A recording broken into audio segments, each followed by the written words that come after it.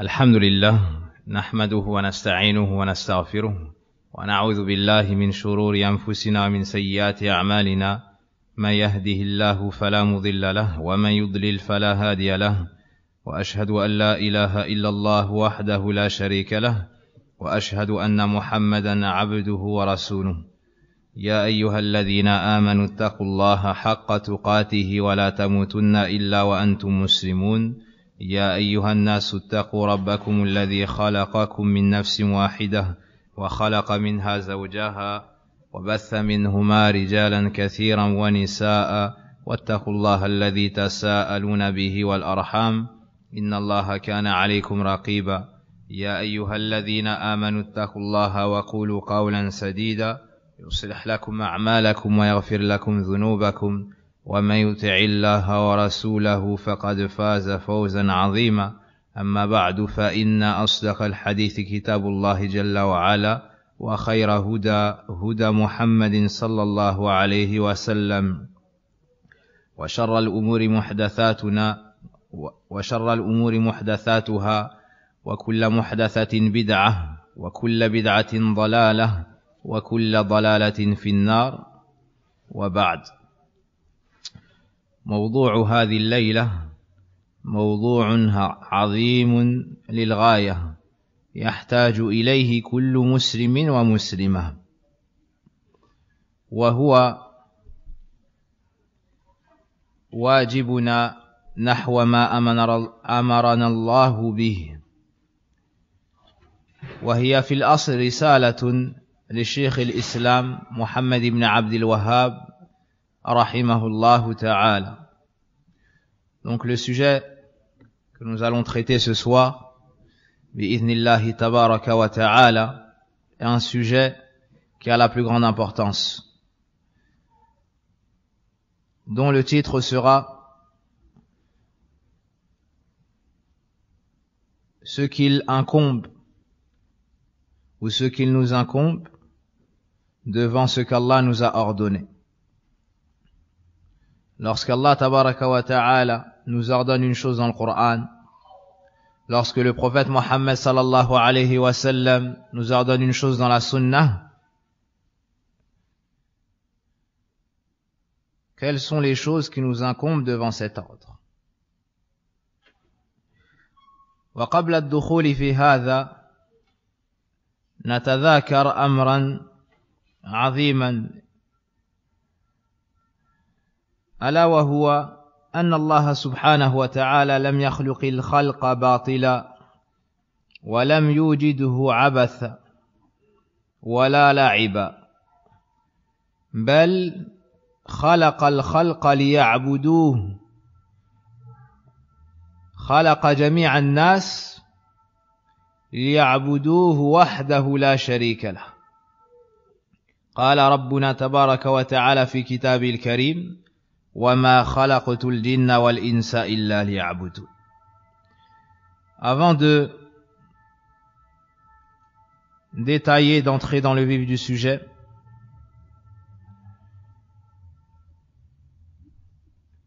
une introduction qui a la plus grande importance, qui est le fait de savoir qu'Allah subhanahu wa ta'ala ne nous a pas créés en vain, mais nous a créés pour une grande sagesse, qui n'est autre que l'adorer seul d'un culte sincère. À cet effet, il nous dit dans son livre, « Je n'ai créé les djinns et les hommes que pour qu'ils m'adorent. »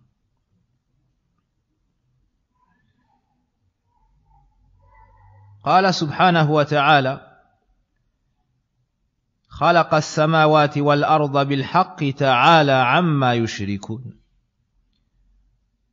Allah nous décrit ce grand point dans le Coran dans de nombreux versets.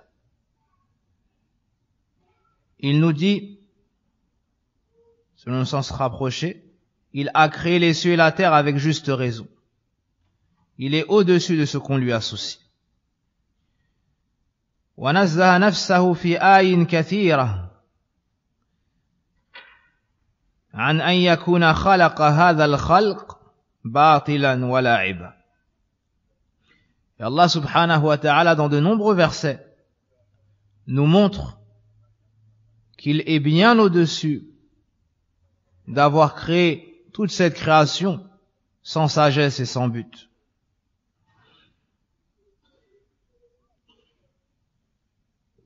Et il nous montre que cela est plutôt la croyance des égarés, des gens qui ont perdu la droiture dans ce bas monde et sont tombés dans la mécréance. قال ربنا سبحانه وتعالى وما خلقنا السماء والأرض وما بينهما باطلا ذلك ظن الذين كفروا فويل للذين كفروا من النار أم نجعل الذين آمنوا وعملوا الصالحات كالمفسدين في الأرض أم نجعل المتقين كالفجار. إذن هذه العقيدة ظن الناس لأن الله تبارك وتعالى خلق الخلق سدى وعبث وللعب. هذه عقيدة كفرية يبتعد عنها المسلم. Donc Allah subhanahu wa ta'ala nous montre dans de nombreux versets qu'il est exempté d'avoir créé tout cela sans but et sans sagesse. Il nous dit, nous n'avons pas créé le ciel et la terre et ce qui existe entre eux en vain. C'est ce que pensent ceux qui ont mécru. C'est ce que pensent ceux qui ont mécru. C'est-à-dire le fait qu'Allah Azza wa Jal ait créé les cieux et la terre en vain, sans but, sans sagesse. C'est ce que pensent ceux qui ont mécru. Malheur à ceux qui ont mécru pour le feu. Si on les menace, on leur annonce la finalité s'ils ne reviennent pas à la droiture. Puis Allah nous dit, traiterons-nous ceux qui croient et accomplissent les bonnes œuvres comme ceux qui commettent du désordre sur la terre? Ou traiterons-nous les pieux comme les pervers? Ici Allah subhanahu wa ta'ala lui montre qu'il est éloigné, exempté d'avoir créé les cieux et la terre sans sagesse. Il nous montre ici que cela est la croyance de ceux qui ont mécru.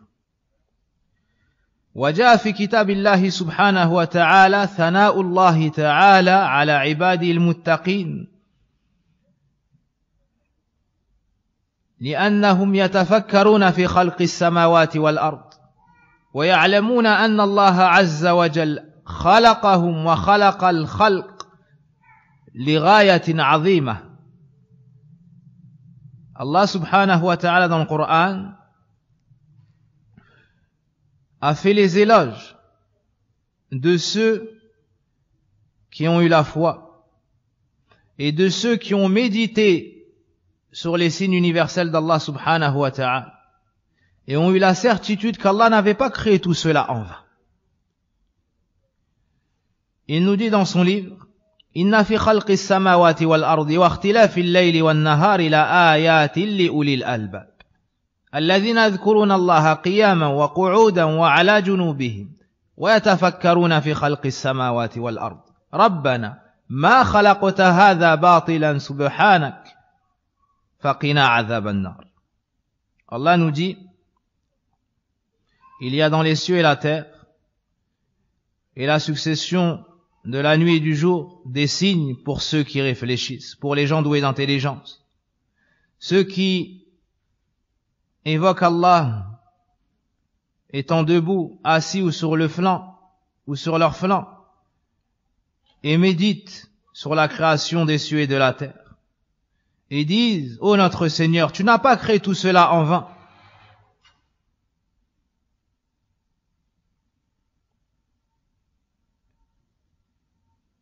Subhanaka faqina adhaban nar. Purifié sois-tu, préserve-nous du feu de l'enfer. Subhanak ay unazzihuka ya Allah min khalqi as-samawati wal ard batila. Tu dis qu'Allah Azza wa Jal est éloigné, purifié du fait d'avoir créé les cieux et la terre sans sagesse et sans but. هذه عقيدة أهل الإيمان ولها الآثار العظيمة الحميدة في عقيدتهم في سلوكهم في عبادتهم Voici la croyance des gens de la foi. Ils ont la certitude quant au fait qu'Allah Azza wa Jal ait créé tout ce que nous voyons et ce que nous voyons pas pour une grande sagesse. C'est le fait de l'adorer seul d'un culte sincère. Et qu'après cela nous allons mourir, puis on sera ressuscité et jugé. Et cette croyance, quant au fait qu'Allah Azza wa Jal n'a pas créé tout cela en vain, a un effet direct sur leur cœur, sur leurs croyances, sur leur comportement, dans leurs adorations, dans ce qu'ils disent, tout ce qu'ils font et tout ce qu'ils délaissent. Car celui qui a toujours présent dans son cœur cette sagesse, le fait qu'on a été créé pour un but et qu'on reviendra vers Allah pour être jugé et rétribué, sans aucun doute son comportement sera différent de celui qui vit dans l'insouciance et qui se comporte comme s'il n'allait jamais mourir et comme s'il avait été créé pour jouer et la distraction. Wal'iyadu billah. Alors que le croyant, celui qui sait pourquoi est-ce qu'il a été créé, fera des efforts pour mettre en pratique ce pourquoi il a été créé. Allah subhanahu wa ta'ala nous dit, ou bien nous informe de certaines paroles des gens de l'enfer lorsqu'ils y seront. Et que cette mauvaise croyance va les rattraper même en enfer. Et qu'on va les blâmer de par cette mauvaise croyance qu'ils avaient dans ce bas monde. قال الله أفحسبتم أنما خلقناكم عبثا وأنكم إلينا لا ترجعون فتعالى الله الملك الحق لا إله إلا هو رب العرش الكريم. Allah subhanahu wa ta'ala nous dit,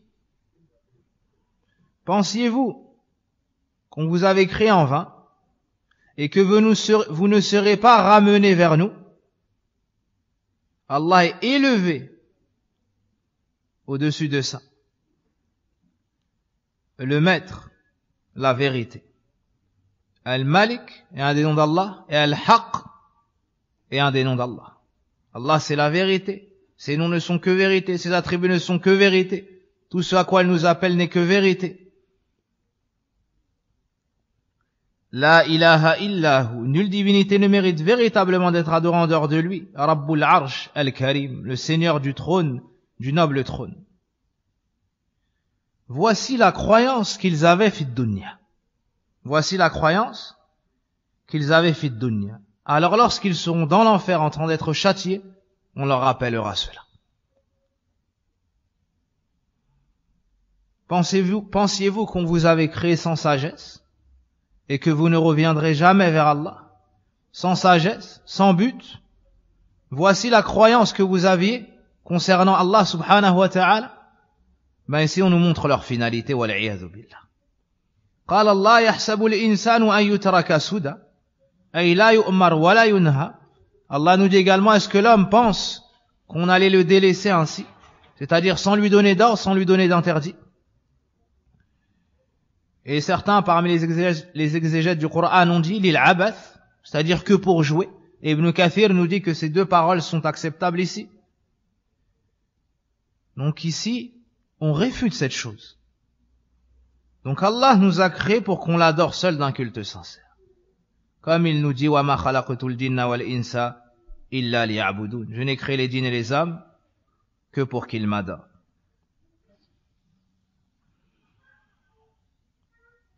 إذا تقرر ذلك فما واجبنا نحو ما أمرنا الله به. Après avoir compris cela, quelle est l'obligation qu'il incombe à chaque musulman devant les ordres d'Allah subhanahu wa ta'ala? الشيخ العلامة المجدد محمد بن عبد الوهاب رحمه الله تعالى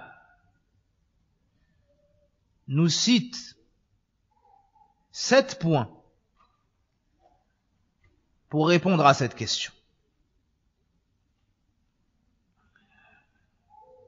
قال رحمه الله إذا أمر الله العبد بأمر وجب عليه فيه 7 مراتب.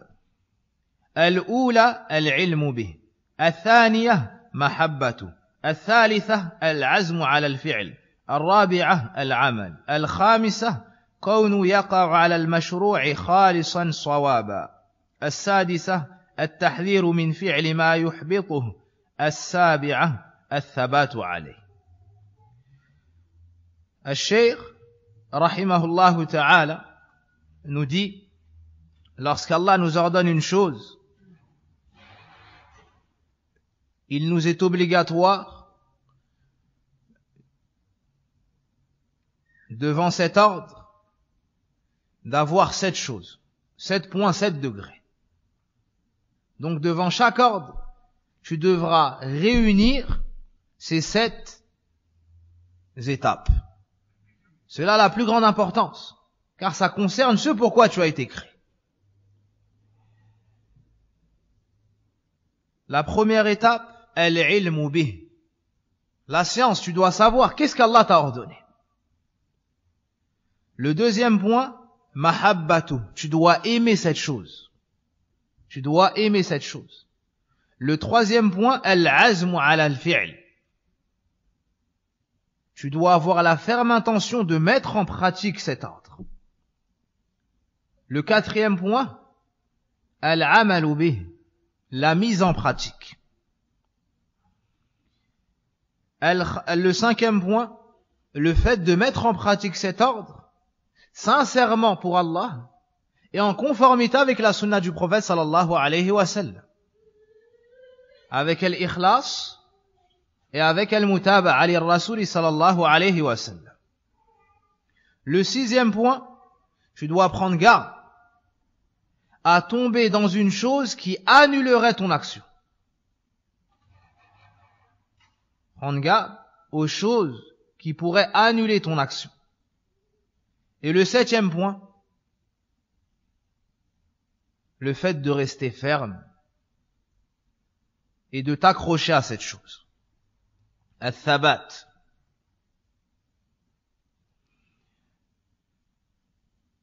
L'explication ici est prise d'une conférence de Cheikh Abdul Razzaq al-Badr, hafidhahullah ta'ala, le savant de Médine.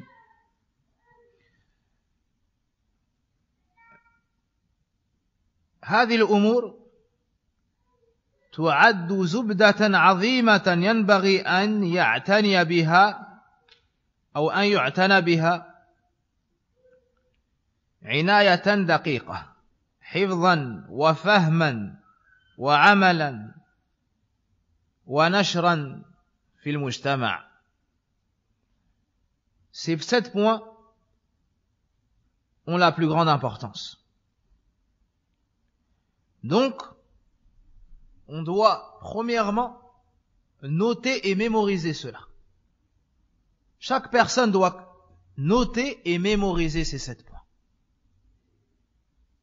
Ensuite, comprendre ces 7 points.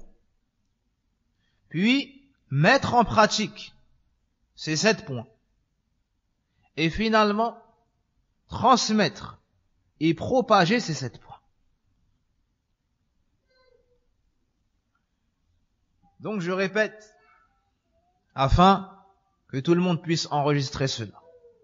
Le premier point, le fait de connaître ce qu'Allah nous a ordonné. Le deuxième point, aimer cela. Le troisième point, avoir la ferme intention de le mettre en pratique. Le quatrième point, la mise en pratique. Le cinquième point, que cela soit fait sincèrement pour Allah et en conformité avec la sunna du prophète sallallahu alayhi wa sallam. Le sixième point, faire attention à toute chose qui pourrait annuler notre ou nos actions. Et le septième point, rester ferme sur cette voie par la suite. Rester ferme sur cette voie par la suite.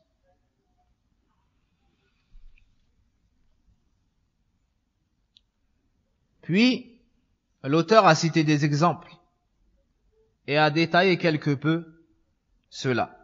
Al-martabatul ula al-amal al-ilmu bih. Donc le premier degré, la connaissance. Le premier degré est la connaissance.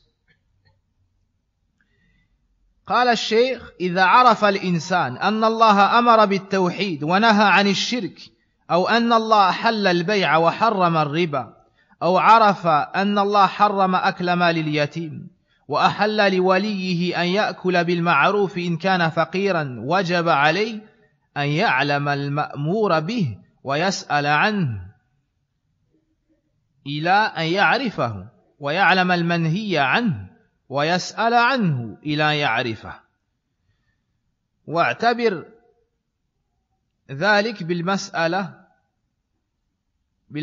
الأولى وهي مسألة التوحيد والشرك وأكثر الناس علم أن التوحيد حق والشرك باطل ولكن أعرض عنه ولم يسأل وعرف أن الله حرم الربا وباع واشترى ولم يسأل وعرف تحريم أكل مال اليتيم وجواز الأكل بالمعروف ويتولى مال اليتيم ولم يسأل وعرف تحريم أكل ولم يسأل.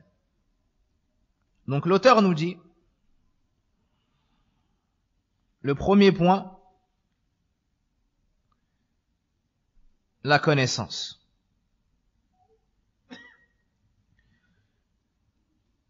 Lorsque la personne a eu connaissance du fait qu'Allah lui a ordonné le tawhid, son unicité, le fait de l'unifier d'un culte sincère, et lui a interdit et proscrit le polythéisme, al-shirk, ou celui qui a su qu'Allah a rendu licite le commerce et a interdit l'usure, al-riba, ou celui qui a su qu'Allah interdit de prendre les biens de l'orphelin et qu'il a permis à son tuteur de manger de ses biens selon le convenable, s'il est dans le besoin, s'il est pauvre. Donc toute personne qui a eu ces informations se voit dans l'obligation de savoir quel est cet ordre qu'Allah Azza wa Jal lui a ordonné et quelle est cette chose qu'Allah lui a interdit. Par le biais de quelle chose? Le fait de demander, de questionner ceux qui savent. Ainsi, il aura connaissance de ce qu'Allah lui a ordonné et ainsi, il aura connaissance de ce qu'Allah lui a interdit.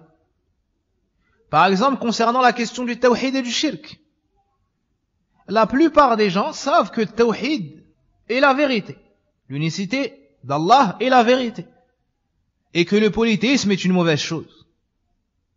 Malgré cela, ils se détournent. Malgré cela, ils s'en détournent et ne questionnent pas ce sujet. Ils savent, ou bien la personne sait qu'Allah interdit les intérêts, mais tu le vois vendre et acheter, sans poser de questions. Il ne va pas voir une personne de science et lui dit, j'ai un commerce, je veux acheter telle chose et je vais vendre telle chose. Est-ce que c'est halal? Est-ce que c'est permis? Non, il ne questionne pas, mais se détourne de cette science. Et une autre personne qui a su qu'Allah avait interdit de prendre les biens de l'orphelin et qu'il avait également permis d'utiliser ses bienfaits selon le convenable pour le tuteur qui a la charge de cet orphelin. Malgré cela, il ne questionne pas. Donc en gros, on sait qu'il y a des ordres, on sait qu'il y a des interdits, mais une partie des gens ne questionnent pas, ne demandent pas. Ils ne réalisent donc pas le premier point, le premier degré qui est al-ilm. Al-ilmu bihadha al-ma'mur. Voici en gros ce qu'a dit l'auteur rahimahullah ta'ala. Donc là, le premier ordre, c'est la connaissance. Allah nous dit dans le Coran, fa'lam annahu la ilaha illallah wastaghfir li dhanbik. Allah nous dit, sache qu'il n'y a point de divinité digne d'être adorée en dehors d'Allah. Et demande pardon pour tes péchés.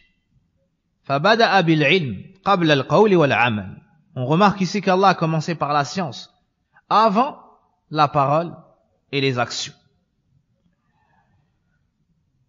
Et celui qui est ignorant de ce qu'Allah lui a ordonné, comment est-ce qu'il pourrait le mettre en pratique? Et celui qui est ignorant de ce qu'Allah lui a interdit, comment est-ce qu'il pourrait s'en éloigner? Donc de cela, on comprend que la première étape et la plus importante, c'est l'ilm. لأن العلم مصحح للعمل وشرط له. Car la science, c'est ce qui va rendre authentique tes actions. وكما قيل كيف يتقي من لا يدري ما يتقي. فهذا أول الطريق وأول الواجبات. لذا كثرت وتنوعت الأدلة في كتاب ربنا سبحانه وتعالى على فضل العلم وأهله وأهميته. وهكذا جاء في سنة رسول صلى الله عليه وسلم. Ce point est tellement important que on remarque dans le Coran que très nombreux sont les versets vantant les mérites de la science, nous encourageant à acquérir la science, nous montrant la noblesse de cette science et la grande valeur des gens de science. Et tout comme cela a été dans le Coran, c'est pareil dans la Sunna. Allah subhanahu wa ta'ala nous dit dans le Coran, شهد الله أنه لا إله إلا هو والملائكة وأولو العلم قائما بالقسط لا إله إلا هو العزيز الحكيم. Allah nous dit, Allah, nulle divinité n'est digne d'être adorée en dehors de lui. Ou plutôt, Allah témoigne qu'il n'y a point de divinité méritant l'adoration en dehors de lui. Les anges témoignent également de cela et ceux qui sont doués de science. Dans ce verset, Allah Azza wa Jalla a fait témoigner les gens de science sur la plus lourde parole, sur la meilleure des paroles, la ilaha illallah. Et il y a dans cela l'affirmation de la droiture des gens de science. Et ici, on vante également leur mérite. Allah nous dit, قُلْ هَلْ يَسْتَوِي الَّذِينَ يَعْلَمُونَ وَالَّذِينَ لَا يَعْلَمُونَ إِنَّمَا يَتَذَكَّرُ أُولُو الْأَلْبَابِ. Allah nous dit, dis, sont-ils égaux ceux qui savent et ceux qui ne savent pas? Seuls les gens doués d'intelligence se rappellent. Il nous dit également, إِنَّمَا يَخْشَى اللَّهَ مِنْ عِبَادِهِ الْعُلَمَاءِ. Les seuls qui craignent véritablement Allah sont les savants. وَقُلْ رَبِّ زِدْنِي عِلْمًا. Il nous dit également, il dit, ô mon Seigneur, accrois ma science. Tous ces versets nous montrent quoi? La valeur de la science, la noblesse de la science, ainsi que la valeur des savants. أما في السنة يقول النبي صلى الله عليه وسلم كما عند مسلم من حديث أبي هريرة رضي الله عنه من سلك طريقا يلتمس فيه علما سهل الله له به طريقا إلى الجنة. Celui qui emprunte un chemin à la recherche de la science, par ce chemin-là, Allah lui facilitera un chemin vers le paradis. Dans ce hadith du prophète sallallahu alayhi wa sallam, on nous montre que l'étude et la recherche de la science est une cause pour entrer au paradis. Et cela de plusieurs points de vue. Et parmi cela, le fait que celui qui étudie sa religion, qui apprend, sera ce qu'Allah Azza wa Jal veut de lui, il pourra le mettre en pratique. Et il sera également ce qu'Allah ne veut pas de lui, il pourra s'en éloigner. Ainsi, il finira au paradis. Ainsi, il finira au paradis.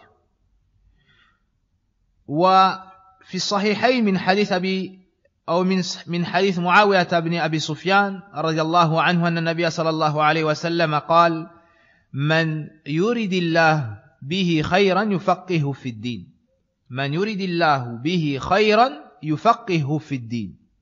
Le prophète sallallahu alayhi wa sallam nous dit, celui à qui Allah veut du bien, il l'instruit dans la religion. Celui à qui Allah veut du bien, il l'instruit dans la religion. Cette science est tellement importante que dans les invocations du prophète sallallahu alayhi wa sallam, on trouve qu'il l'a demandé à Allah azza wa jal chaque matin.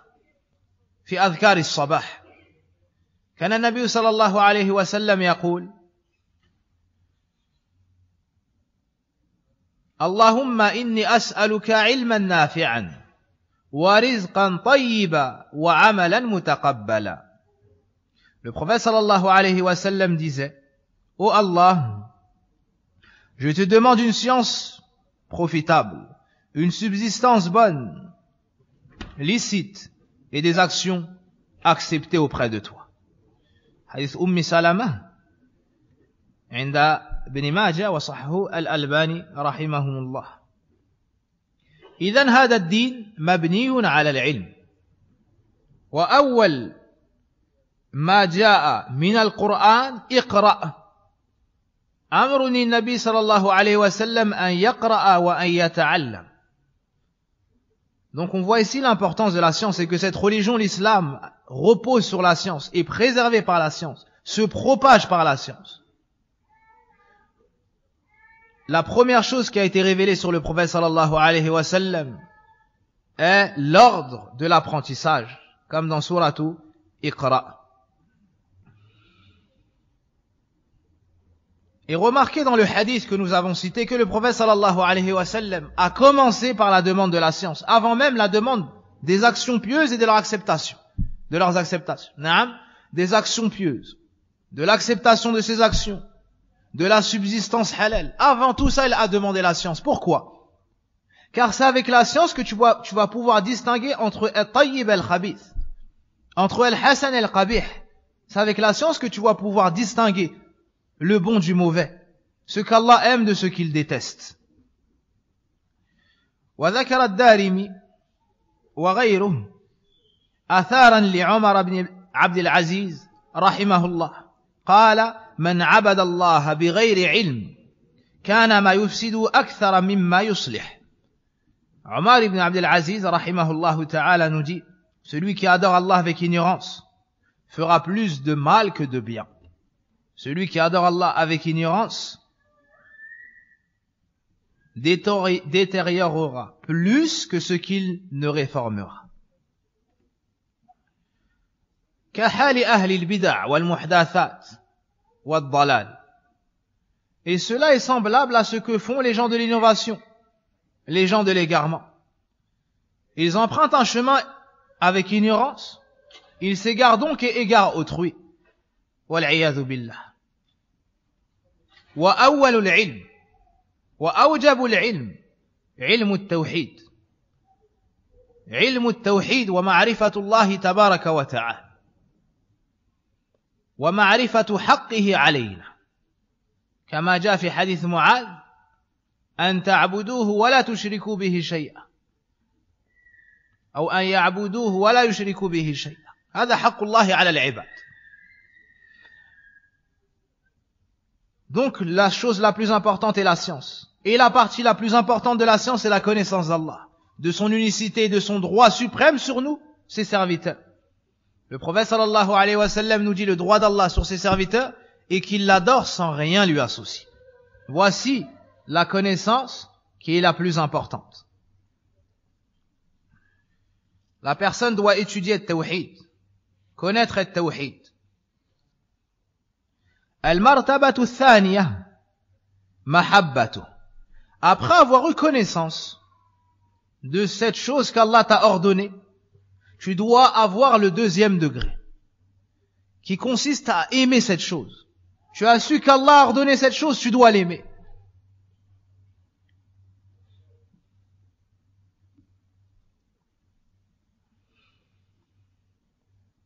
محبة ما أنزل الله وكفر من كرهه لقوله ذلك بأنهم كرهوا ما أنزل الله فأحبط أعمالهم. فأكثر الناس لم يحبان الرسول صلى الله عليه وسلم بل أبغضه وأبغض ما جاء به ولو عرف إنزال الله أو أن الله أنزله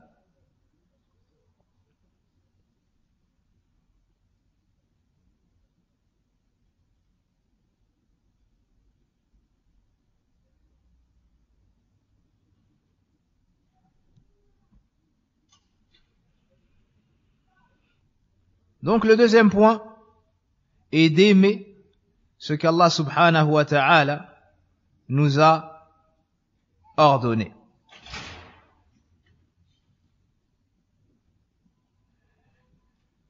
Allah tabaraka wa ta'ala nous dit dans le Coran, c'est parce qu'ils ont eu de la répulsion pour ce qu'Allah a fait descendre. Il a donc rendu leurs œuvres vaines. Des gens ont eu de la répulsion devant ce qu'Allah a fait descendre. Quelle fut la finalité? Allah a rendu leurs œuvres vaines. De cela, on tire que celui qui déteste une chose qu'Allah Azza wa Jalla a révélée, une chose avec laquelle le prophète sallallahu alayhi wa sallam nous est venu de la religion, alors il sera tombé dans un des annulatifs de l'islam, wal iyadhu billah. Et la preuve est dans ce verset. Puis l'auteur nous dit, la plupart des gens n'ont pas aimé le prophète sallallahu alayhi wa sallam. أي المحبة الحقيقية النافعة المثمرة للاقتداء به والاتباعه عليه الصلاة والسلام. Donc l'auteur nous dit, la plupart des gens n'ont pas aimé le prophète sallallahu alayhi wa sallam, c'est-à-dire ils ne l'ont pas aimé comme il le fallait, d'un amour véridique, d'un amour duquel découlera le suivi du prophète sallallahu alayhi wa sallam. Car l'amour a des preuves. S'il est dans le cœur, certes, il se révèle sur les membres et sur la langue. Allah n'a-t-il pas dit dans le Coran, قُلْ إِن كُنْتُمْ تُحِبُّونَ اللَّهَ فَاتَّبِعُونِ يُحْبِبْكُمُ اللَّهُ وَيَغْفِرْ لَكُمْ ذُنُوبَكُمْ وَاللَّهُ غَفُورٌ رَحِيمٌ. Dis, si vous aimez Allah, suivez-moi, c'est-à-dire suivez le prophète Mohammed sallallahu alayhi wa sallam. Allah vous aimera donc et vous pardonnera vos péchés. Donc le signe de l'amour d'Allah est que tu suives le prophète sallallahu alayhi wa sallam. Celui qui prétend aimer Allah azza wa jal et ne suit pas le prophète sallallahu alayhi wa sallam, sa parole n'aura été que prétention. Il n'aura pas été véridique dans son amour qu'il prétend avoir pour Allah tabaraka wa ta'ala. L'auteur nous dit donc que la plupart des gens n'ont pas aimé le prophète sallallahu alayhi wa sallam. Ils l'ont plutôt détesté et ont détesté ce avec quoi il est venu, et cela même après avoir su que cela venait d'Allah. Yani quand bien même ils auraient la science que cela émane d'Allah azza wa jal, voici leur position. Ils n'aiment pas le prophète sallallahu alayhi wa sallam. Ils n'aiment pas ce avec quoi est venu le prophète sallallahu alayhi wa sallam. Ici l'auteur nous m'en garde contre l'état de ce cœur noir et troublé par les ténèbres. Wal iyadhu billah. Idhan الأمر الثاني بعد العلم أن نعمر قلوبنا بمحبة الله سبحانه وتعالى وبمحبة ما أحبه الله وبمحبة رسوله صلى الله عليه وسلم وبمحبة شرعه وبمحبة كلامه وبمحبة الخير والعمل الصالح. Donc après avoir su qu'Allah t'a ordonné une chose, tu dois remplir ton cœur d'amour pour Allah subhanahu wa ta'ala. Et lorsque tu aimeras Allah, tu aimeras ce qu'Allah a aimé. Tu aimeras le prophète sallallahu alayhi wa sallam. Tu aimeras sa législation, ses ordres. Tu aimeras le chemin qu'il t'a tracé. Tu aimeras le bien.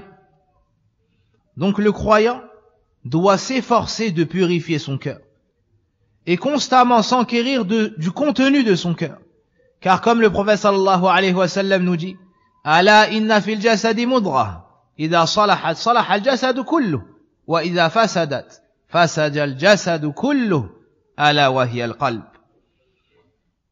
Dans le hadith de Nu'man ibn Bashir, dans le recueil de l'imam Bukhari et l'imam Muslim, le prophète sallallahu alayhi wa sallam nous dit, il y a certes dans le corps un morceau de chair. S'il est bon et sain, tout le reste du corps le sera. Et s'il est mauvais, corrompu, tout le reste du corps le sera. C'est le cœur. C'est le cœur. Donc le musulman doit prendre soin de ce morceau de chair duquel nous parle ici le prophète sallallahu alayhi wa sallam. لأن القلب ملك الأعضاء. Car le cœur, c'est le maître et le roi des membres. Si le cœur est droit, le reste du corps le sera. Et la langue s'exprimera à travers ou bien selon ce qui reflète le contenu de ce cœur. Wallahu al-musta'an. فمحبة الله روح العبادة. L'amour d'Allah, c'est l'âme même et l'essence même de l'adoration. والعبادات تنبني على ثلاثة أركان. Et chaque adoration repose sur trois piliers. المحبة, الخوف والرجاء. وذكرت في سورة الفاتحة. الحمد لله رب العالمين, هذه المحبة. الرحمن الرحيم, الرجاء. مالك يوم الدين, الخوف. Chaque adoration repose donc sur trois piliers. Le premier pilier, l'amour. Le deuxième pilier, l'espoir. Et le troisième pilier, la crainte. Pour chaque adoration, voici l'état de ton cœur. Et le point le plus fort est l'amour d'Allah tabaraka wa ta'ala. Et l'amour d'Allah tabaraka wa ta'ala. Donc tu dois aimer Allah. Tu dois aimer le prophète sallallahu alayhi wa sallam.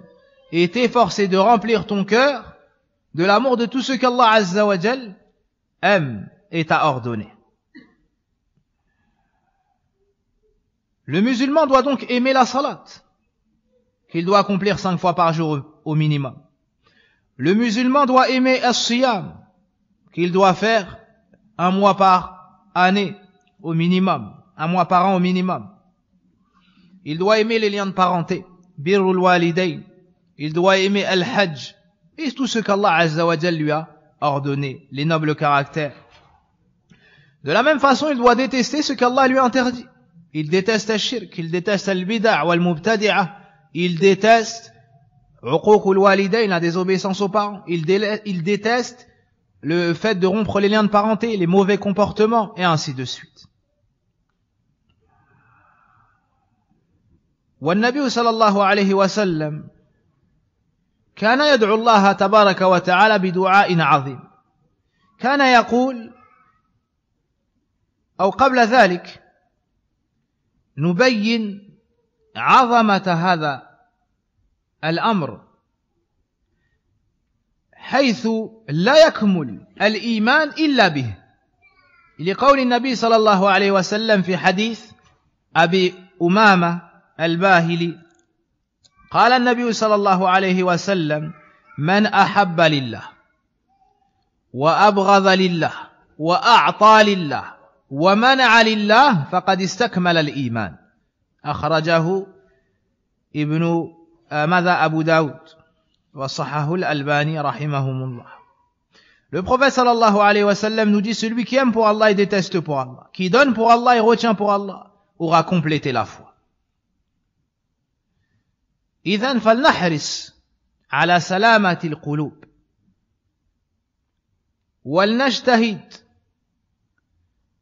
في سلوك السبل المؤدية إلى محبة الله وتقويتها. Nous devons donc entreprendre tout ce qui est possible afin de remplir nos cœurs de l'amour d'Allah Azza wa Jal et suivre les chemins qui mènent à l'amour d'Allah Azza wa Jal et de tout ce qu'il aime et agrée.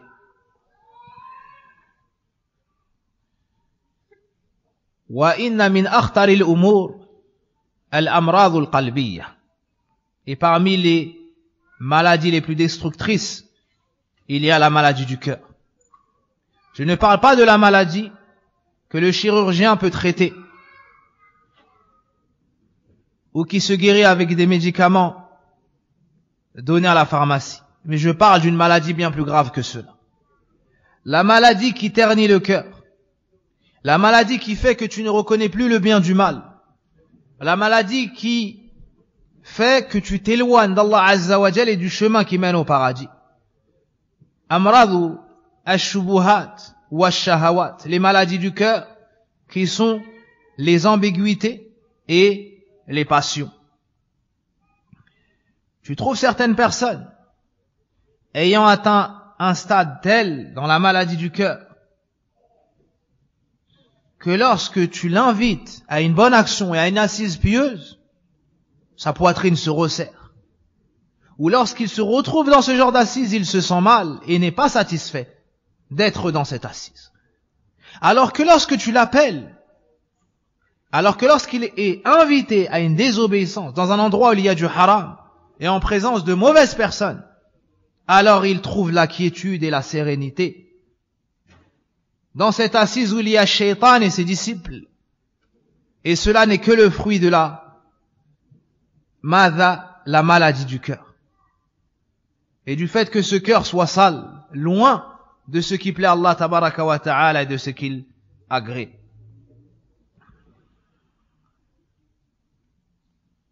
ونجد في دعوات القرآن المباركة قول الله تبارك وتعالى ربنا لا تزغ قلوبنا بعد إذ هديتنا وهب لنا من لدنك رحمة إنك أنت الوهاب. Allah subhanahu wa ta'ala nous montre dans le Coran que parmi les invocations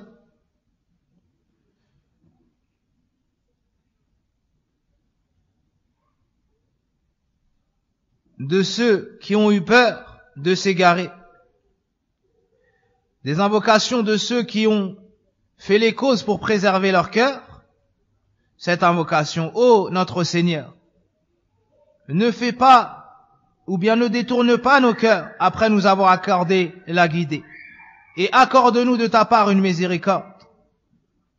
Tu es certes le grand donateur. Et parmi les grandes invocations du prophète sallallahu alayhi wa sallam, As'aluka hubbak, wa hubba man yuhibbuk, wa hubba amalin yuqarribu ila hubbik. Subhanallah. Le prophète sallallahu alayhi wa sallam invoque Allah, comme dans le hadith de Mu'adh inda Tirmidhi. L'imam Tirmidhi dit que c'est un hadith hasanun sahih. Ô Allah, ou bien je te demande ton amour, et l'amour de ceux que tu aimes, ou bien l'amour, na'am, de ceux qui t'aiment, et l'amour de toute action qui me rapprochera de ton amour. Le prophète sallallahu alayhi wa sallam invoque Allah et demande à Allah de lui accorder son amour. Ya Allah, joins-moi au nombre de ceux qui t'aiment, et qui aiment ceux qui t'aiment, et qui aiment toute action menant ou bien nous rapprochant de ton amour. Cela nous montre parfaitement l'importance de remplir nos cœurs de l'amour d'Allah Azza wa Jal, et donc de ce qu'il a aimé subhanahu wa ta'ala. Cela car celui qui aime la bonne action sera motivé pour la mettre en pratique et ne trouvera pas de grandes difficultés, car il sera guidé par son cœur. Et celui qui fait avec amour n'est pas comme celui qui fait avec paresse. Et dans le hadith de Abu Huraira, le hadith connu, le hadith Qudusi, قال النبي صلى الله عليه وسلم قال الله تعالى وما تقرب إلي عبدي بشيء أحب إلي مما افترضت عليه وما يزال عبدي يتقرب إلي بالنوافل حتى أحبه فإذا أحببته كنت سمعه الذي يسمع به وبصره الذي يبصر به ويده التي يبطش بها ورجله التي يمشي بها ولئن سألني لأعطينه ولئن استعاذني لأعيذنه.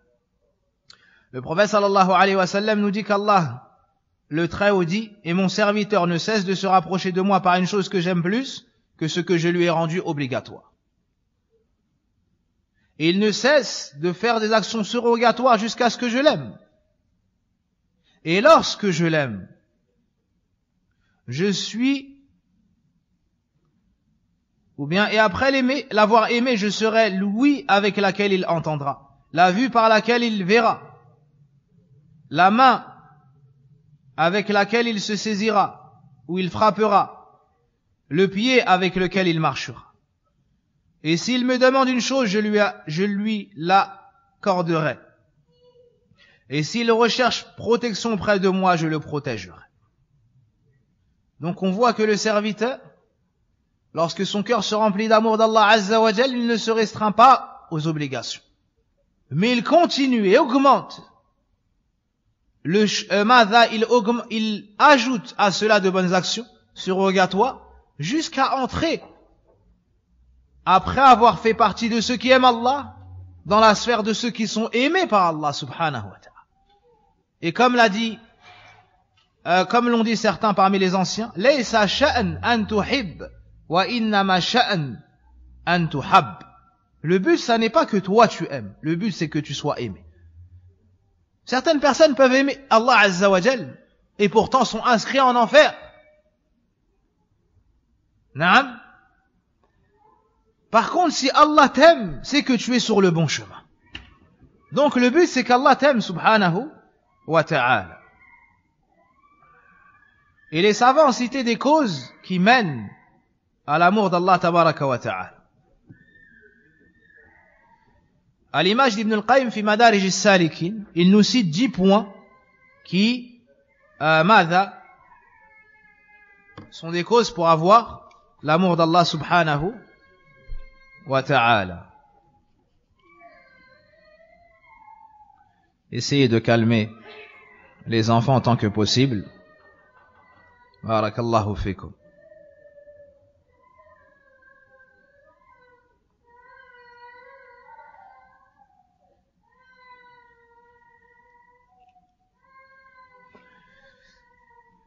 أحدها قراءة القرآن بالتدبر والتفهم لمعانيه وما أريد به كتدبر الكتاب الذي يحفظه العبد ويشرحه يتفهم مراد صاحبه منه. Donc ici Ibn al-Qayyim nous cite يعني الأسباب الجالبة لمحبة الله, les causes qui nous pousserons à aimer Allah subhanahu wa ta'ala et augmenter cet amour. Il nous dit, premièrement, le fait de lire le Coran et de le méditer, en cherchant à le comprendre.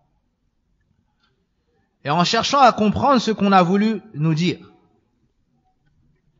الثاني التقرب إلى الله بالنوافل بعد الفرائض فإنها توصله إلى درجة المحبوبية بعد المحبة. Le deuxième point, se rapprocher d'Allah en effectuant des actions surrogatoires après avoir mis en pratique les actions obligatoires. Car cela fera passer le serviteur du degré où il aimait Allah au degré où il sera aimé par lui. الثالث دوام ذكره على كل حال باللسان والقلب والعمل والحال فنصيب من المحبة على قدر نصيبه من هذا الذكر. Le troisième point, constamment invoquer Allah et l'évoquer dans tous nos états, avec la langue, avec le cœur, avec les actions et ton état.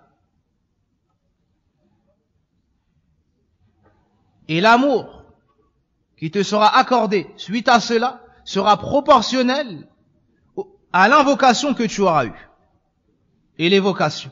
نعم. الرابع إيثار محابه على محابك عند غلبات الهوى.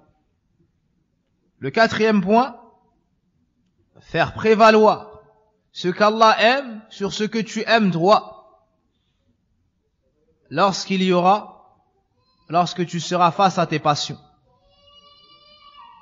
والتسنم إلى محابه وإن صعب المرتقى. Des fois, tu te retrouves dans une situation où c'est difficile. Yani, tu penches vers une chose, mais ce qu'Allah Azza wa Jal aime ne va pas dans ce sens. Tu dois combattre tes passions et t'élever au niveau qu'Allah Azza wa Jal veut pour toi, même si c'est difficile. الخامس مطالعة القلب لأسمائه وصفاته ومشاهدتها ومعرفتها وتقلبه في رياض هذه المعرفة ومبادئها فمن عرف الله بأسمائه وصفاته وأفعاله أحبه لا محالة. Le cinquième point, la connaissance des noms et des attributs d'Allah subhanahu wa ta'ala et que tu témoignes de cela avec ton cœur. L'étude donc des noms et des attributs d'Allah Azza wa Jalla, la connaissance, c'est avoir toujours présent cela à l'esprit. Voici un des points les plus importants. Au point, Ibn al-Qayyim rahimahullah ta'ala dit que tu tourneras dans le jardin de la connaissance des noms et des attributs d'Allah tabaraka wa ta'ala. Et que celui qui connaît Allah à travers ses attributs ainsi que ses noms, ses actions, l'aimera obligatoirement,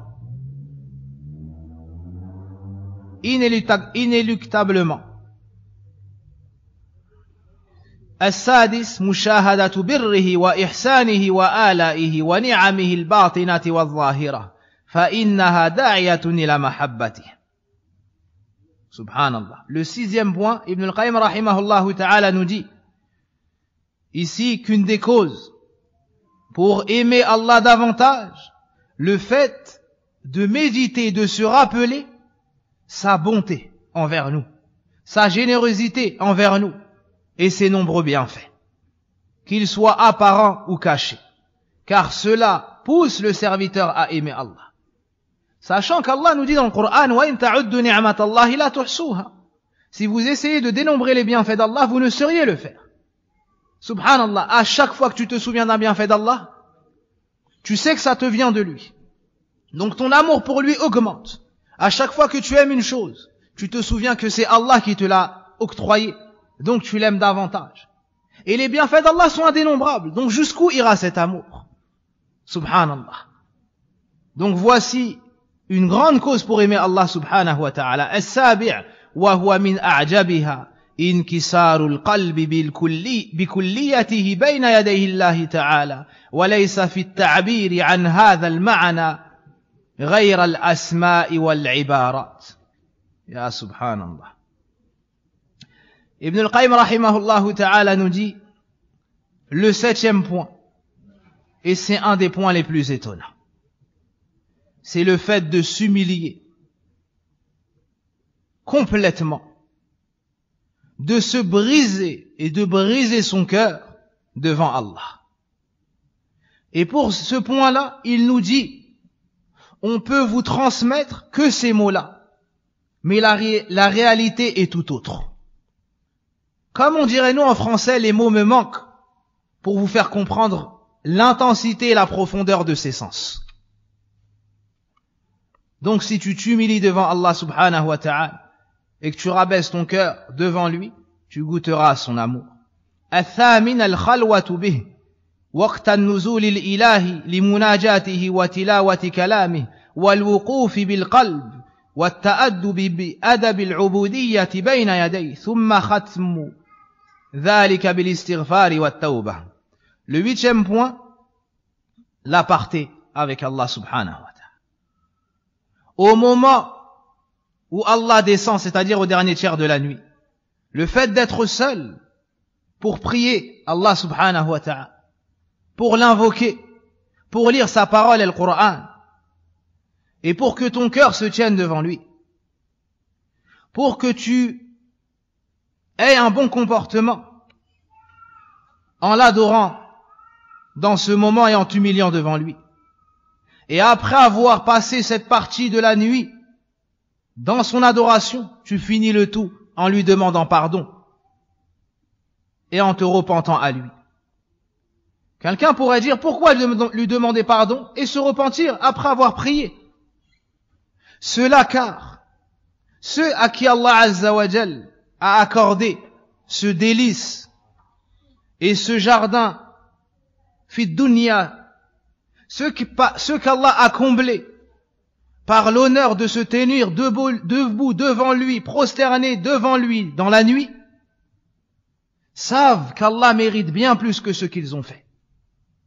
Savent que ce qu'ils ont fait, Allah Azza wa Jal mérite bien plus. Et que malgré tout ça, ils ont eu des manquements dans l'adoration d'Allah tabaraka wa ta'ala. Alors ils finissent qiyamul layl, as-sujud, wat-tilawa, wal-qira'a, wa madha, wal-ruku' was-sujud, bimadha bil-istighfar. C'est comme si l'un d'entre eux disait, Ya Allah, après avoir prié tout ce temps-là, après t'avoir invoqué tout ce temps-là, je sais que tu mérites bien plus, et que c'est par ta grâce que j'ai pu me tenir devant toi. Ya Allah, tu es bien au-dessus de toute la perfection que je pense. Ya Allah, je t'ai adoré mais avec tous mes manquements. Et toi, tu es la divinité unique qui mérite que la perfection. Alors il demande pardon à Allah subhanahu wa ta'ala pour ses manquements. التاسع مجالسة المحبين الصادقين والتقاط أطايب ثمرات كلامهم كما ينتقى أطياب أو أطايب الثمار.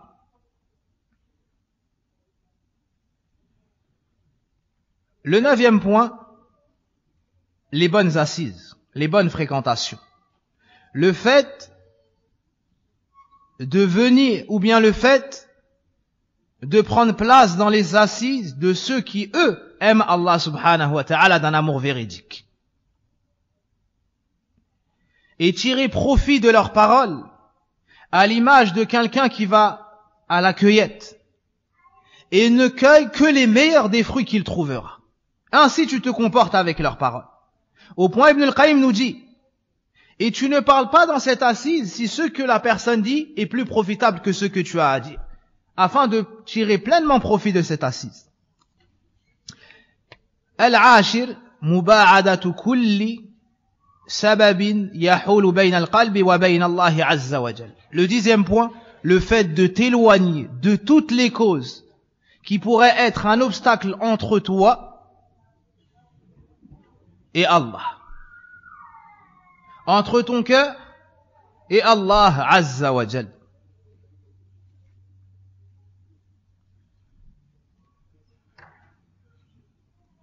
Donc voici le 3e point, le fait d'aimer ce qu'Allah Azza wa Jal nous ordonne. Et on prend garde à détester une chose avec laquelle nous est venu le prophète sallallahu alayhi wa sallam, car certes, comme on l'a cité, cela fait partie des impératifs de l'islam. Cela car ils ont eu de l'aversion devant ce qu'Allah a fait descendre. Il a donc annulé leurs œuvres. Ibn al-Qayyim rahimahullahu ta'ala, ou bien, j'ai oublié qui est-ce qui a dit cette parole? تعصي الإله وأنت تزعم حبه هذا لعمري في القياس شنيع لو كان حبك صادقا لأطعته إن المحب لمن يحب مطيع. Tu désobéis à la divinité qui mérite l'adoration, c'est-à-dire Allah, et tu prétends l'aimer. Cela ne convient pas à la raison saine. Si ton amour pour lui avait été véridique, tu lui aurais obéi. Car certes, celui qui aime est envers l'être aimé, obéissant. Al-martabatu thalitha, al-azmu ala al-fi'l. Le 3e point, le 3e point, avoir la ferme intention de mettre en pratique ce qu'Allah nous a ordonné. Tu as connu la chose, tu as aimé la chose. Maintenant, tu dois être déterminé pour mettre en pratique cette chose. وكثير من الناس عرف وأحب ولكن لم يعزم خوفا من تغير دنياه. اللهم وفقنا. ماذا الشيخ محمد بن عبد الوهاب رحمه الله تعالى nous dit, le 3e point, avoir la ferme intention de mettre en pratique ce qu'Allah nous a ordonné. Et beaucoup parmi les gens ont su et ont aimé. Mais ils n'ont pas noué dans leur cœur la ferme intention de mettre en pratique ce qu'Allah a ordonné. Pourquoi? De peur que leur situation fit dunya ne change. Ils ont peur de perdre leur place, de l'argent, la considération des gens et ce genre de choses. Donc la personne doit peser ce bas monde et le comparer avec l'au-delà. Il doit savoir que ce bas monde, c'est un lieu de passage. وَإِنَّ الْآخِرَةَ لَهِيَ الْحَيَوَانِ الْبَاقِيَةِ الدَّائِمَةِ. La demeure dernière, c'est celle-ci qui sera durable et qui ne changera pas. Amma ce bas monde, كُلُّ مَنْ عَلَيْهَا فَانٍ. Tout ce qui est sur la terre doit disparaître. Le prophète sallallahu alayhi wa sallam invoquait Allah afin d'avoir la ferme intention de mettre en pratique ce qu'il lui ordonne. Il disait, Allahumma inni as'aluka al-thabata fil amr wal azimata ala al-rushd. Oh Allah, je te demande de me raffermir dans cet ordre et la ferme intention sur la droiture. Ibn al-Qayyim rahimahullah ta'ala nous dit dans son livre Miftah Dar al-Sa'ada, wa hatani al-kalimatan huma jima'u al-falah. Ibn al-Qayyim nous dit que ces deux paroles du prophète sallallahu alayhi wa sallam, ils réunissent la réussite tout entière. وما أوتي العبد إلا من تضييعهما أو تضييع أحدهما. Et le serviteur ne faute que à cause de la perte de ces deux choses-là ou de l'une d'entre eux. Naam. La personne peut aimer la droiture, mais tu vois qu'elle n'est pas déterminé quant à la mise en pratique de cet ordre qu'il a pourtant su et aimé. Par exemple, combien sont ceux qui, après les avoir exhortés sur la prière et leur avoir enseigné les bienfaits de la salat, ils te répondent, j'aime la salat, j'ai envie de prier mais je n'y arrive pas. Je lui dis, Inch'Allah, tu commences salat tout de suite. Il te dit non, plus tard. Cette personne n'a pas eu ce point-là. Ou la femme que tu as exhortée au port du voile et qui répond, j'ai l'envie de me voiler. Et je sais que c'est la vérité, la droiture et la pudeur adéquate à la noblesse que mérite la femme et que lui a accordé Allah Azza wa Jalla. Mais, comment est-ce que je vais faire pour travailler? Mais, que vont dire les gens de moi? Mais, comment est-ce qu'on va me regarder?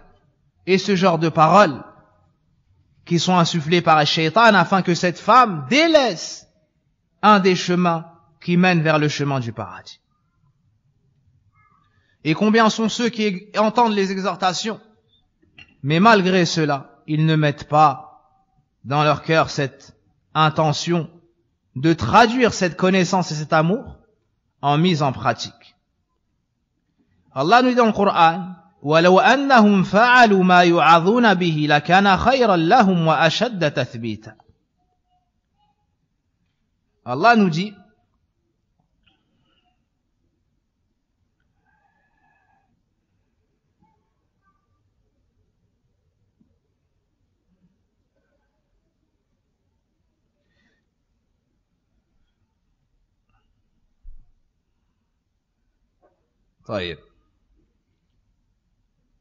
s'ils avaient fait ce à quoi on les exhortait, cela aurait été certainement meilleur pour eux et leur foi aurait été plus affermie. Alors, nous leur aurions donné certainement de notre part une grande récompense.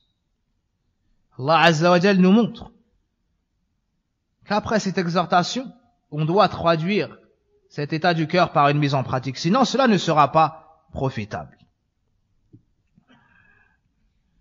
La personne qui est bien vue dans son madha, dans son quartier, dans son travail, dans sa famille, prend connaissance de cet ordre, aime cet ordre, mais elle se dit, qu'est-ce qu'ils vont dire de moi? Alors délaisse cet ordre. Ceci est une chose très grave. Nous devons faire devancer ce qu'Allah Azza wa Jal nous a ordonné au regard des gens. Car c'est vers Allah que se fera notre retour. C'est lui qui nous jugera et c'est lui qui a le pouvoir de nous faire entrer au paradis et de nous sauver de l'enfer.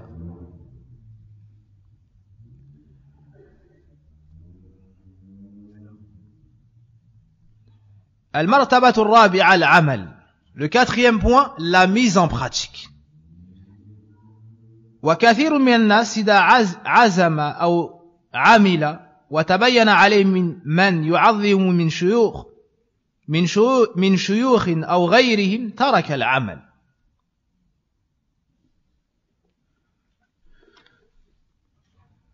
Donc le quatrième point, la mise en pratique. Nombreux sont ceux qui ont la ferme intention de mettre en pratique l'ordre d'Allah, mais après avoir su que les grands de leur contrée ou autres ont délaissé cette action, donc ne seront pas en adéquation avec sa mise en pratique, ces gens-là délaissent la mise en pratique de l'ordre d'Allah. Donc le quatrième point, après avoir su, aimé, avoir eu la ferme intention, c'est la mise en pratique.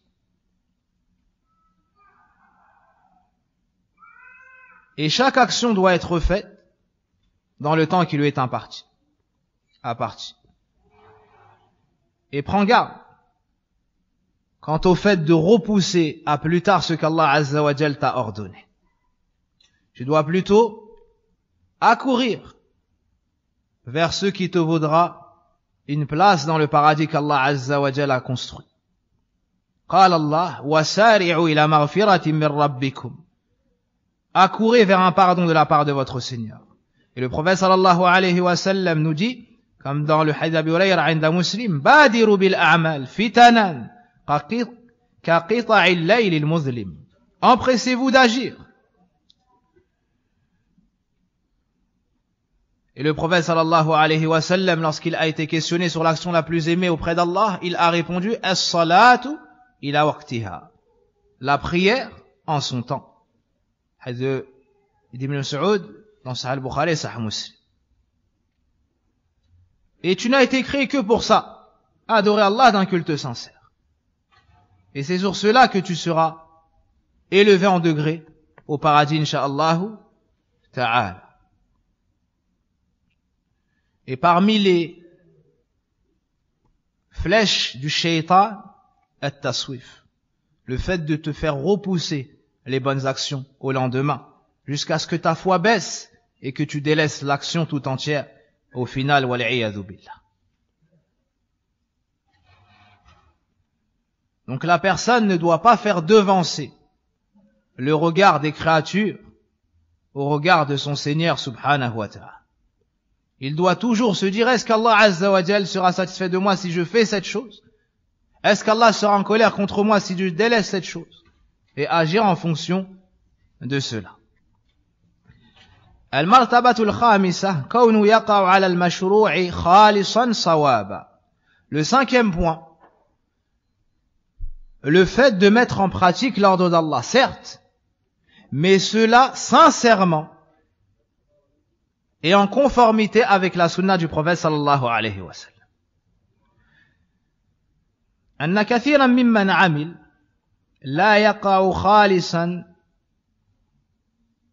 قال الشيخ المرتبة الخامسة أن كثيرا ممن عمل لا يوقع أو لا يقع خالصا فإن وقع خالصا لم يقع صوابا. Le Cheikh nous dit, et beaucoup de ce qui est fait comme action n'est pas fait sincèrement pour Allah. Et lorsque cela est fait sincèrement pour Allah, il n'est pas fait en conformité avec la sunna du prophète sallallahu alayhi wa sallam. Donc le serviteur, avant d'agir, doit prendre conscience de ces deux points. La sincérité, c'est-à-dire purifier ton cœur de la recherche de tout autre qu'Allah lorsque tu agis, et le suivi du prophète sallallahu alayhi wa sallam, c'est-à-dire agir en conformité avec les enseignements du prophète sallallahu alayhi wa sallam, en accord avec sa sunna. Celui qui n'agit pas avec sincérité aura commis du polythéisme, du shirk. Et celui qui n'agit pas en conformité avec la sunna sera tombé dans l'innovation. Et Allah Azza wa Jal n'accepte que l'action qui a réuni ces deux conditions. Al-ikhlas wal mutaba'a. La sincérité, le suivi du prophète sallallahu alayhi wa sallam. Allah nous dit dans le Coran, وَمَا أُمِرُوا إِلَّا لِيَعْبُدُوا اللَّهَ مُخْلِصِينَ لَهُ الدِّينَ حُنَفَاءَ. Il ne leur a cependant été ordonné que d'adorer Allah d'un culte sincère. Le prophète sallallahu alayhi wa sallam nous dit, Allah dit, أَنَا أَغْنَى شُرَكَاءِ عَنِ الشِّرْكِ مَنْ عَمِلَ عَمَلًا أَشْرَكَ مَعَيَ فِي غَيْرِي تَرَكْتُهُ وَشِرْكَهُ وفي رواية فهو للذي أشرك. حديث أبي هريرة عند مسلم. Allah nous dit dans un hadith qudsi, je suis celui qui se passe le plus d'associés. Celui qui fait une action et me donne un associé dans celle-ci, je le délaisse lui et son associé, ou son association. Donc ceci est un point très important. Al-martabatu sadisa, le 6e point, at-tahdhiru min fi'li ma yuhbituh. Donc tu dois faire attention à toute action pouvant annuler ce que tu as fait auparavant.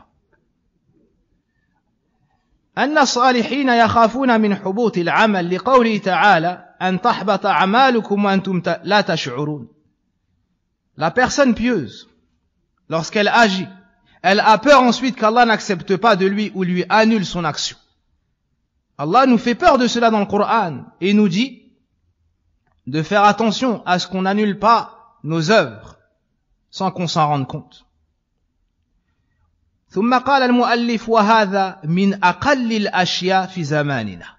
Subhanallah. Il dit cette qualité, le fait d'avoir peur qu'Allah annule nos actions, est une des qualités des plus rares à notre époque. Cheikh Mohammed ibn Abdul Wahhab rahimahullah ta'ala est né en 1115 de l'Hégire et est mort en 1206. Qu'est-ce qu'on va dire nous au jour d'aujourd'hui? Si lui dit qu'à son époque c'est une qualité qui est rarissime, à plus forte raison à notre époque. Donc la personne doit faire attention et s'éloigner de tout ce qui peut annuler son action et avoir peur qu'Allah Azza wa Jal lui annule son action. Et la pire chose qui annule les actions, c'est le shirku billah. قال الله ولقد أوحي إليك وإلى الذين من قبلك لئن أشركت ليحبطن عملك ولتكونن من الخاسرين بل الله فاعبد وكن من الشاكرين. Il t'a été révélé ainsi qu'à ceux qui sont passés avant toi. Si tu nous donnes un associé, nous annulerons toutes tes actions et tu feras certes partie du nombre des perdants. Mais c'est plutôt Allah que tu dois adorer et sois du nombre des reconnaissants. Allah nous dit également وَمَا يَكْفُرْ بِالْإِيمَانِ فَقَدْ حَبِطَ عَمَلُهُ وَهُوَ فِي الْآخِرَةِ مِنَ الْخَاسِرِينَ. Et celui qui mécroit en la foi aura annulé ses actions et sera dans l'au-delà parmi les perdants. Donc fais attention, chers frères, à tout ce qui peut annuler ta bonne action, comme ar-riya, l'ostentation. Comme l'ostentation, tu fais une action afin qu'on fasse tes éloges. Cela est une cause pour qu'on annule tes actions. Et les compagnons avaient énormément peur de cela. Et le prophète sallallahu alayhi wa sallam nous dit akhwafu ma akhafu alaykum ash-shirku al-asghar. La chose que je redoute le plus pour vous, c'est le polythéisme mineur. On lui a demandé qu'est-ce que cela au message d'Allah? Il a dit riya, l'ostentation. Donc le croyant doit faire attention et s'éloigner de tout ce qui peut annuler ses actions. Et c'est ainsi qu'étaient les compagnons du prophète sallallahu alayhi wa sallam. À l'image d'un des compagnons qui a été annoncé au paradis, Thabit ibn Qais ibn Shammas رضي الله عنه لما نزلت هذه الآية لا ترفعوا أصواتكم فوق صوت النبي ولا تجهروا له بالقول كجهر بعضكم لبعض أن تحبط أعمالكم وأنتم لا تشعرون عظم خوفه من أن تشمله أي هذه الآية. Donc les compagnons avaient énormément peur qu'Allah subhanahu wa ta'ala annule leurs actions. Lorsqu'Allah azza wa jalla a révélé, ô vous qui avez cru, n'élevez pas vos voix au-dessus de la voix du prophète et n'haussez pas le ton en lui parlant, comme vous le haussez les uns avec les autres. Sinon vos œuvres deviendraient vaines sans que vous vous en rendiez compte. Thabit ibn Qais, lorsqu'il a entendu ce verset, il avait une voix portante. Lorsqu'il a entendu de ce verset qu'Allah Azza wa Jal annule les actions de ceux qui ont ce comportement, il est rentré chez lui. Il s'est enfermé chez lui et ne sortait plus. Comme dans le hadith de Anas ibn Malik, lorsque le prophète sallallahu alayhi wa sallam a demandé à son sujet. Alors un homme a dit ana a'lamu laka ilma je t'informerai à son sujet. Alors il est parti chez lui. فَوَجَدَهُ جَالِسًا فِي بَيْتِ مُنَكِّسًا رَأْسَهُ. Il l'a trouvé assis chez lui, la tête baissée. فَقَالَ مَا شَأْنُكَ. Que t'arrive-t-il? Lui dit-il. فَقَالَ شَرٌّ كَانَ يَرْفَعُ صَوْتَهُ فَوْقَ صَوْتِ النَّبِيِّ صلى الله عليه وسلم فَقَدْ حَبِطَ عَمَلُهُ. Il lui a dit, que t'arrive-t-il? Il lui a dit un grand mal. Et il lui a cité qu'il élevait sa voix au-dessus de la voix du prophète sallallahu alayhi wa sallam. Alors on m'a annulé mes actions. Il se voyait dans le verset. Pas comme certains d'entre nous lorsqu'on voit des versets, lorsqu'on entend les hadiths ou lorsqu'on entend les conseils des savants, on voit que les autres concernés par cela, on ne met pas notre propre personne. Wallahu al-musta'an. Thabit s'est vu dans ce verset. Wa huwa min ahli an-nar, il se voyait parmi les habitants du feu. Alors cet homme est parti voir le prophète sallallahu alayhi wa sallam et l'a informé de cela. Alors le prophète sallallahu alayhi wa sallam a dit, idhhab ilayhi faqul lahu innaka lasta min ahli an-nar walakin min ahli al-jannah. Subhanallah. Et ce hadith dans Sahih al-Bukhari, lorsqu'on a informé le prophète sallallahu alayhi wa sallam de la situation de Thabit, il a dit à ce compagnon, retourne le voir et dis-lui, tu ne fais pas partie des habitants de l'enfer, mais tu fais partie des habitants du paradis. Donc, on voit ici qu'ils avaient peur qu'on annule leurs œuvres. Et le prophète sallallahu alayhi wa sallam nous dit, comme dans le hadith de Thawban, عند ابن ماجه, et l'imam al-Albani dit qu'il est authentique, rahimahumullah. لَأَعْلَمَنَّ أَقْوَامًا مِنْ أُمَّتِي يَأْتُونَ يَوْمَ الْقِيَامَةِ بِحَسَنَاتٍ أَمْثَالِ الْجِبَالِ أو أَمْثَالِ جِبَالِ تِهَامَةٍ بَيْضَاءَ فَيَجْعَلُهَا اللَّهُ عَزَّ وَجَلَّ هَبَاءً مَنْثُورًا. Le prophète sallallahu alayhi wa sallam nous dit, je connais des gens de ma communauté qui arriveront le jour de la résurrection avec des bonnes actions, des récompenses semblables à la montagne de Tihama. Et Allah Azza wa Jal fera de tout cela poussière éparpillée. Des gens vont arriver Yawm al-Qiyam avec des montagnes de hasanat et on va transformer tout cela en poussière éparpillée. قال ثوبا يا رسول الله صفهم لنا جلهم لنا ألا نكون منهم. Lorsque les compagnons ont entendu ça, écoutez leur réaction. وَهُوَ شَاهِدُنَا مِنْ ذِكْرِ الْحَدِيثِ. Thawban a dit, ô messager d'Allah, décris-les-nous. De peur qu'on en fasse partie. وَنَحْنُ لَا نَعْلَمْ. De peur qu'on en fasse partie sans le savoir. قَالَ أَمَا إِنَّهُمْ إِخْوَانُكُمْ مِنْ جِلْدَتِكُمْ وَيَأْخُذُونَ مِنَ اللَّيْلِ كَمَا تَأْخُذُونَ ولكنهم أقوام إذا خلوا بمحارم الله انتهكوها. الله المستعان. Le prophète sallallahu alayhi wa sallam a répondu, ce sont vos frères et ils ont la même peau que vous. Et ils prient une part de la nuit comme vous le faites. Vous avez entendu? Ce sont des gens qui se lèvent la nuit, subhanallah. Il prie de la nuit, une part de la nuit, tout comme vous le faites. Mais lorsqu'ils se retrouvent seuls, ils outrepassent les limites d'Allah.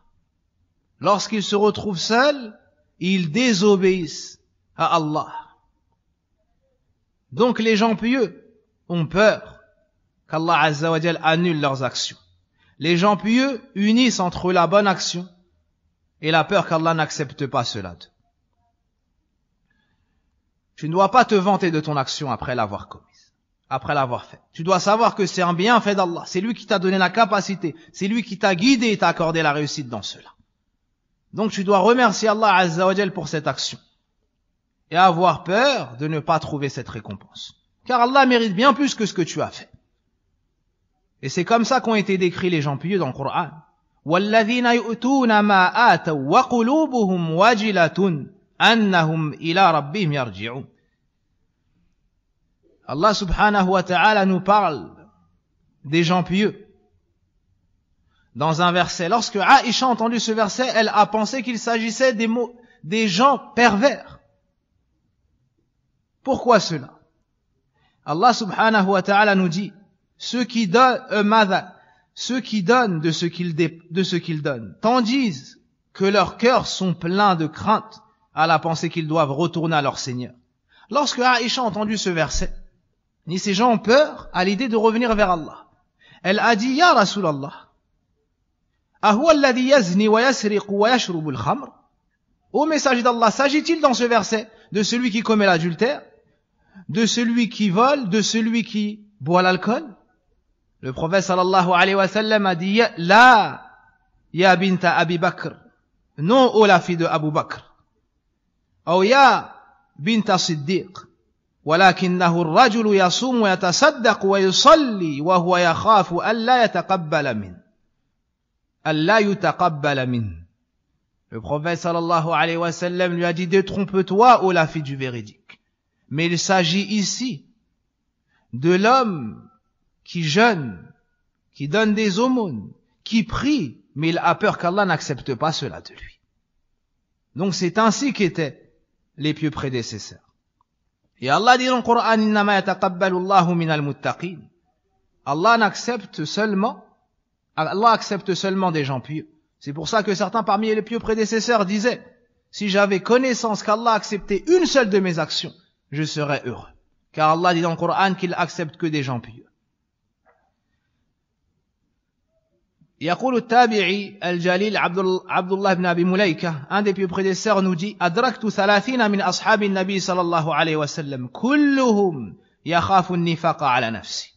J'ai rencontré une trentaine parmi les compagnons du prophète sallallahu alayhi wa sallam, ils redoutaient tous pour eux l'hypocrisie.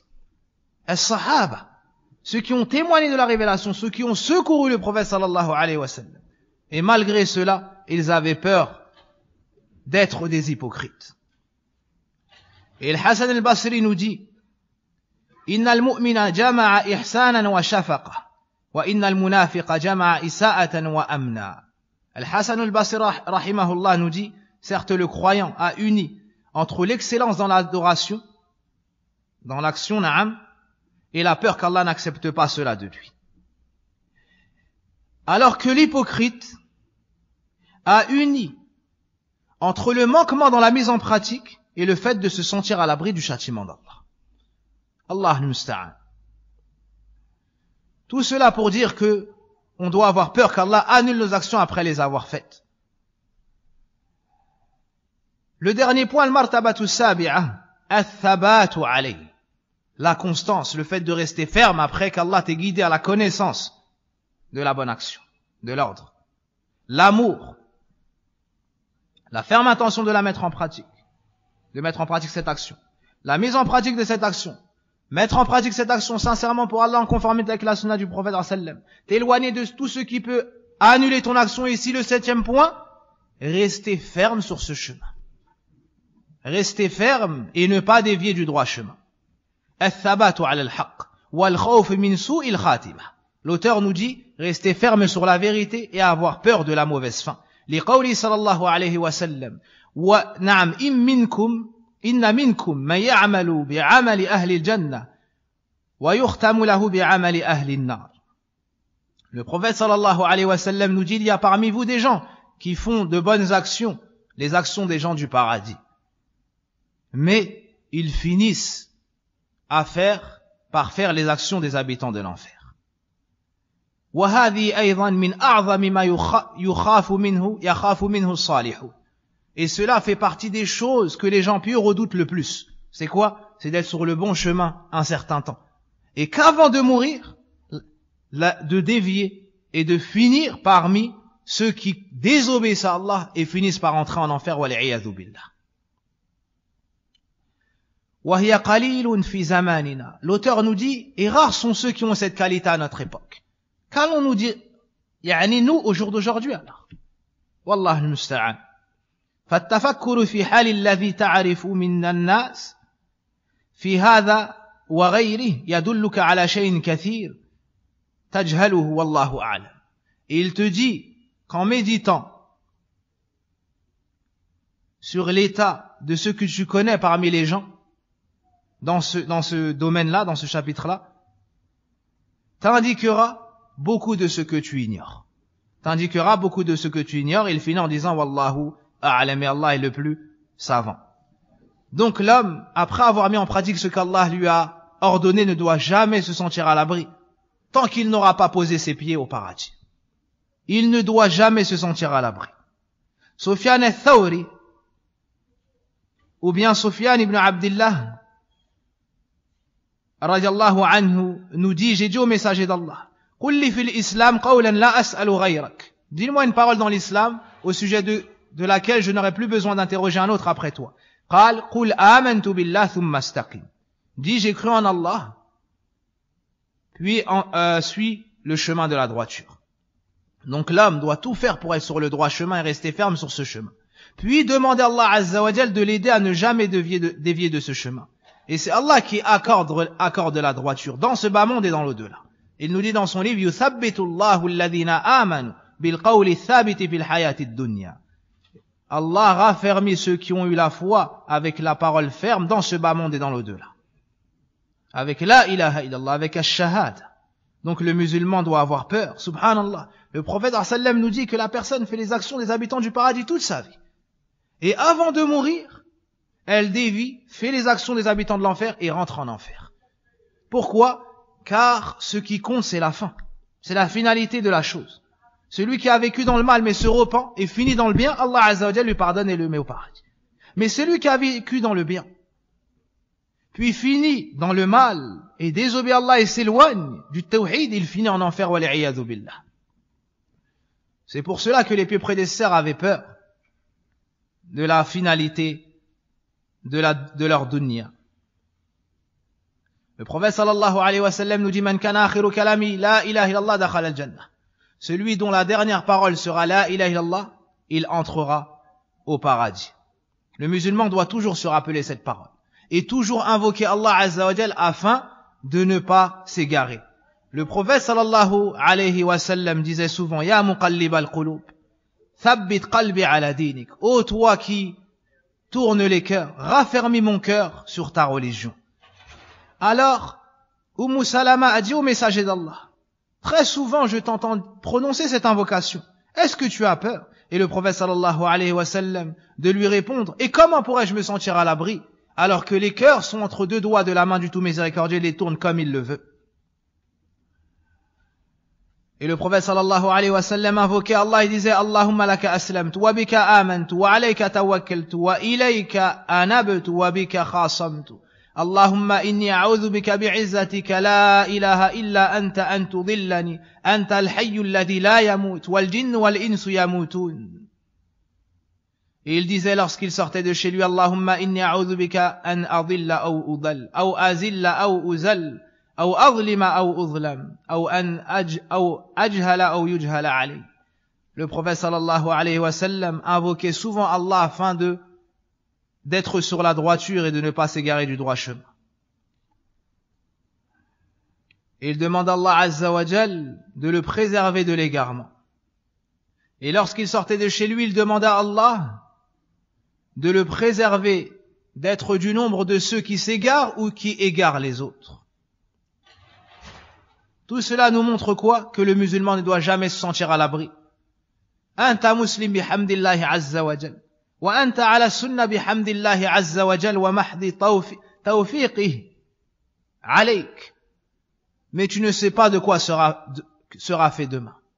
Et tu ne sais pas ce sur quoi tu vas mourir. Alors invoque Allah subhanahu wa ta'ala de jour comme de nuit afin d'avoir une bonne fin. Afin d'avoir une bonne fin. Et celui qui vit toute sa vie sur le bien puis s'égare, c'est car il avait un problème dans son cœur. Car Allah Azza wa Jal ne trahit pas son serviteur pieux. Celui qui fait le bien, recherche le bien.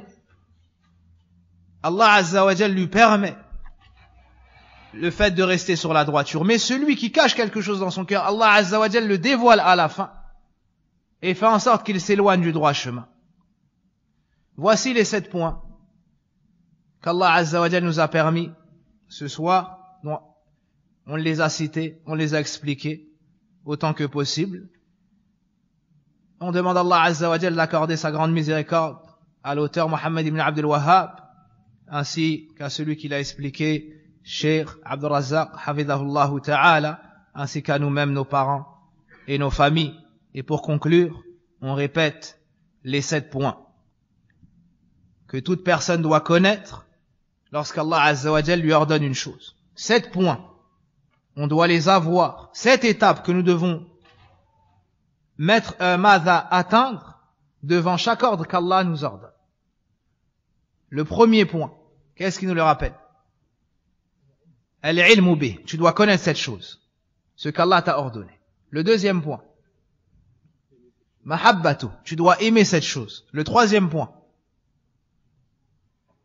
al-azmu ala al-fi'l, avoir la ferme intention de mettre en pratique cet ordre. Le quatrième point, al-amalu bih, mettre en pratique cet ordre. Le cinquième point, an yaqa'a khalisan sawaban, mettre en pratique cet ordre sincèrement pour Allah et en conformité avec la sunna du prophète sallallahu alayhi wa sallam. Le sixième point,